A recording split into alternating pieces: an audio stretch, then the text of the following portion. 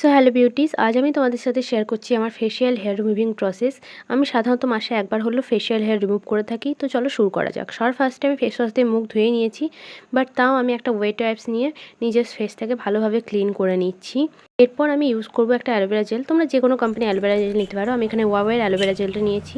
আমি একটু বেশি পরিমাণে অ্যালোভেরা জেল নিয়ে একটা থিক অ্যামাউন্ট আমার স্কিনের ওপর একটা লেয়ার আপ করে নিচ্ছি, যাতে আমার স্কিনটা নারিশ থাকে এবং খুব ইজিলি আমি ফেশিয়াল রেজারটাকে গ্লাইড করতে পারি। আমি সাধারণত ফেশিয়াল রেজার দিয়ে হেয়ার রিমুভ করে থাকি। সো ফেশিয়াল হেয়ার রিমুভিংয়ের সময় কিছু কথা অবশ্যই মনে রাখবে যে স্কিনটাকে এরকম টাইট আপ করে ধরে ফেশিয়াল রেজারটাকে 45 ডিগ্রি অ্যাঙ্গেলসে রেখে স্কিনের হেয়ারের ডিরেকশানে গ্লাইড করতে হবে, অপোজিট ডিরেকশানে গ্লাইড করতে হবে না একদমই। আর দ্বিতীয়ত, ফেশিয়াল হেয়ার রিমুভের পর অবশ্যই সানস্ক্রিন ইউজ করবে। আমি এখানে সুথা ইউজ করছি যাতে আমার স্কিনে অ্যাকনে কজ ব্যাকটেরিয়াস না আসতে পারে। তোমরাও চাইলে এই প্রসেসটা ফলো করতে পারো, ইজ ইয়োর চয়েস। এরপর আমি ভালোভাবে টোনার লাগিয়ে ময়েশ্চারাইজ করে সানস্ক্রিন লাগিয়ে ছেড়ে দিচ্ছি।